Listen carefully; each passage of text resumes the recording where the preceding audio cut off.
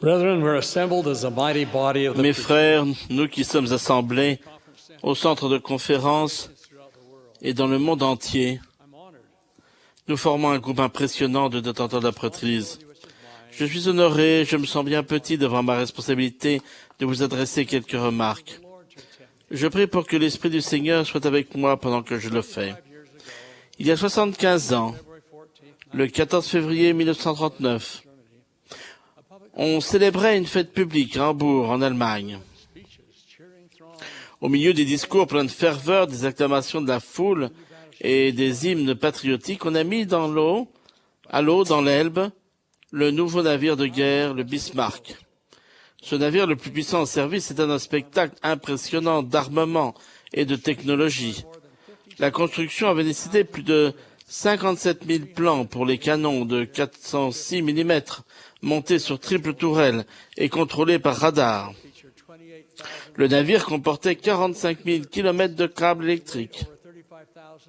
35 000 tonnes de blindage assuraient une sécurité maximale. Majestueux, gigantesque, doté d'une puissance de feu redoutable, le colosse était tenu pour insubmersible. Le rendez-vous du Bismarck avec son destin a eu lieu 2 ans plus tard, le 24 mai 1941, quand les 2 plus puissants navires de guerre de la marine britannique, le Prince of Wales et le Hood, ont engagé la bataille contre lui et le croiseur allemand Prinz Eugen. En 4 minutes, le Bismarck a envoyé le Hood dans les profondeurs de l'Atlantique, avec son équipage de 1419 hommes, à l'exception de 3. L'autre vaisseau britannique, le Prince of Wales, a subi de lourds dommages et a fait demi-tour. 3 jours plus tard, le combat a de nouveau été engagé contre le Bismarck, cette fois par 4 navires de guerre britanniques.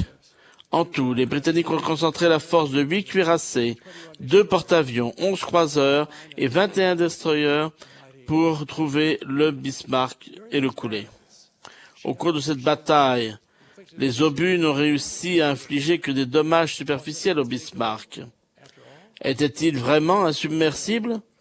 Puis une torpille a fait mouche, bloquant le gouvernail. Les tentatives de réparation ont été vaines. Ses canons armés et son équipage aux ordres, le Bismarck pouvait seulement décrire un cercle, lent et majestueux. La puissante aviation allemande était pourtant à peine hors de portée. La sécurité du port était toute proche. Aucune des deux ne pouvait offrir le refuge nécessaire, car le Bismarck avait perdu la capacité de suivre un cap. Pas de gouvernail, pas d'aide, pas de port. La fin approchait.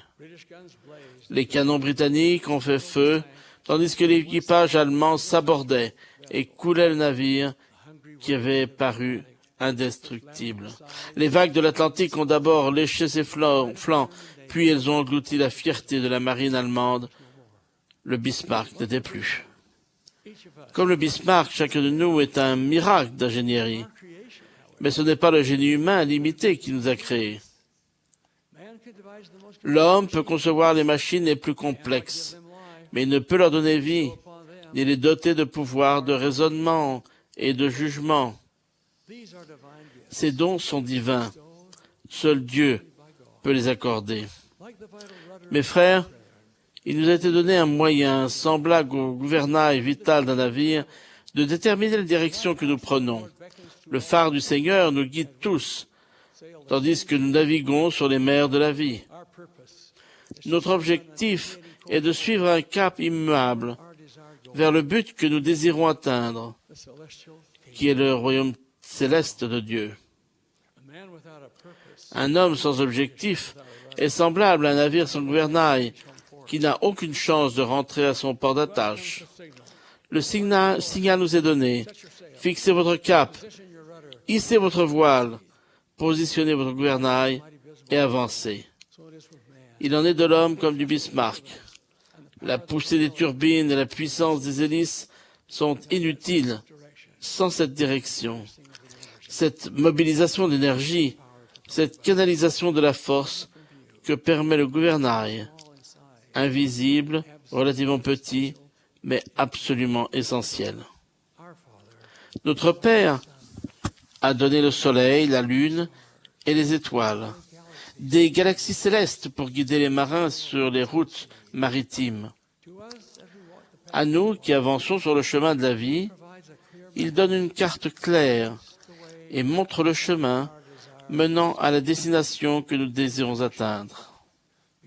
Il nous lance cet avertissement: prenez garde aux déviations et aux pièges. Nous ne pouvons pas nous laisser tromper par les gens qui voudraient nous égarer, par ces charmeurs astucieux qui veulent nous entraîner à pécher, ici ou là. Au contraire, nous nous arrêtons pour prier. Nous écoutons le murmure doux et léger qui transmet au plus profond de notre âme la douce invitation du Maître. Viens et suis-moi. Pourtant, il en est qui n'écoutent pas, qui ne veulent pas obéir, qui préfèrent suivre leur propre chemin. Trop souvent, ils succombent aux tentations qui nous entourent tous et qui peuvent paraître si attrayantes. Nous, détenteurs de la prêtrise, n'avons été placés sur la terre en des temps troublés. Nous vivons dans un monde complexe, parcouru de toutes parts par des courants conflictuels. Des machinations politiques mettent à mal la stabilité des pays. Des despotes se saisissent du pouvoir. Des couches de la société semblent à jamais opprimées, privées de possibilités, abandonnées à un sentiment d'échec. Les sophismes des hommes résonnent à nos oreilles et le péché nous entoure. Nous avons la responsabilité d'être dignes de toutes les magnifiques bénédictions que notre Père Céleste a en réserve pour nous. Où que nous allions, notre prêtrise nous accompagne. Nous tenons-nous en des lieux saints? S'il vous plaît, avant de vous mettre en danger, vous ou votre prêtrise, en vous aventurant dans des lieux ou en prenant part à des activités indignes de vous ou de cette prêtrise, pensez aux conséquences. Nous, qui avons été ordonnés à la prêtrise de Dieu, pouvons faire changer les choses. Quand nous restons purs et honorons notre prêtrise, nous devenons des exemples de droiture que d'autres peuvent suivre. L'apôtre Paul a lancé cette exhortation: sois un modèle pour les fidèles, en parole, en conduite, en charité, en foi et en pureté. Il a aussi écrit que les disciples du Christ devaient être comme des flambeaux dans le monde. L'exemple de droiture que nous donnons peut aider à illuminer un monde de plus en plus sombre. Beaucoup d'entre vous se rappelleront Eldon Tanner, qui a été conseiller de 4 présidents de l'Église. Il a donné un exemple invariable de droiture tout au long de sa carrière dans l'industrie, pendant son service au gouvernement du Canada et comme apôtre de Jésus-Christ. Il nous a donné ce conseil inspiré. Je cite: « Rien ne vous apportera de plus grande joie et de plus grande réussite que de vivre conformément aux enseignements de l'Évangile. Soyez un exemple. Soyez une influence bénéfique. » Fin de citation. Il a ensuite dit: « Chacun de nous a été préordonné pour accomplir une œuvre comme serviteur choisi de Dieu, à qui il a jugé bon de conférer la prêtrise et le pouvoir d'agir en son nom. N'oubliez jamais que les gens attendent de vous que vous les guidiez, que vous influenciez la vie de gens en bien ou en mal, et que cette influence s'exercera pendant des générations. » Fin de citation. Nous sommes fortifiés par la vérité que la plus grande force au monde aujourd'hui est le pouvoir de Dieu qui s'exerce à travers l'homme. Pour avancer sans danger sur les mers de la condition mortelle, nous devons être guidés par le grand marin éternel, le grand Jéhovah. Nous levons la tête et tendons la main pour recevoir l'aide divine. Caïn, le fils d'Adam et Ève, est bien connu pour n'avoir pas levé la tête. Doté d'un grand potentiel mais manquant de volonté, Caïn a permis à la convoitise, à l'envie, à la désobéissance et même au meurtre de bloquer ce gouvernail personnel qui l'aurait guidé vers la sécurité et l'exaltation. Les yeux fixés vers le bas au lieu de regarder vers le haut, Caïn est tombé. À une autre époque, un serviteur de Dieu a été mis à l'épreuve par un roi inique. Grâce à l'inspiration des cieux, Daniel a interprété pour le roi l'inscription sur le mur. Concernant les récompenses promises, un vêtement royal, un collier d'or et le pouvoir politique, Daniel a dit « Garde tes dons et accorde à un autre tes présents. » Il avait été promis à Daniel de grandes richesses et du pouvoir, des récompenses représentant les choses du monde et non celles de Dieu. Daniel a résisté et est resté fidèle. Plus tard, quand Daniel a adoré Dieu en dépit d'un décret interdisant de le faire, il a été jeté dans une fosse aux lions.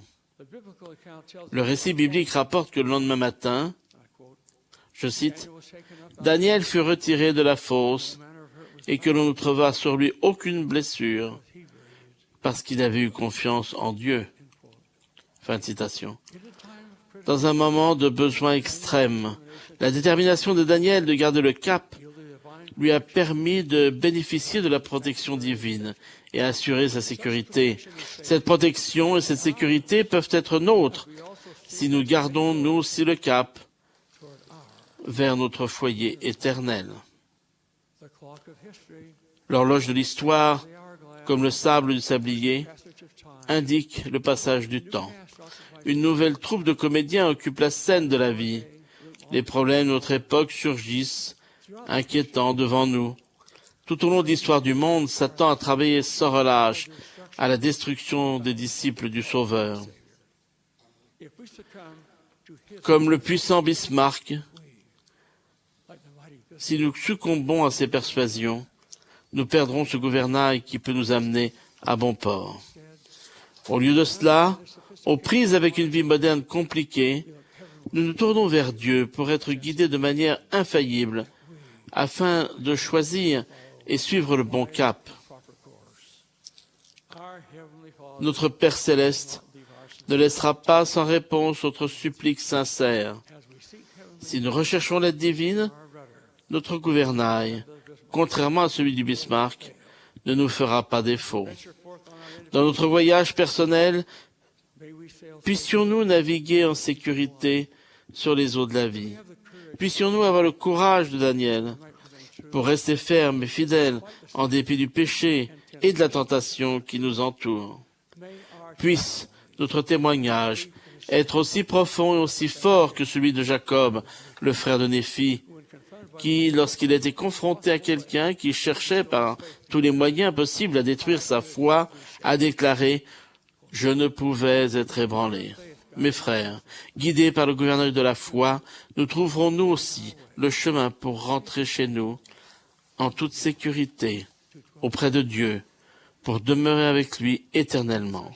Je prie pour qu'il en soit ainsi pour chacun de nous, au nom sacré de Jésus-Christ, notre Sauveur et Rédempteur. Amen.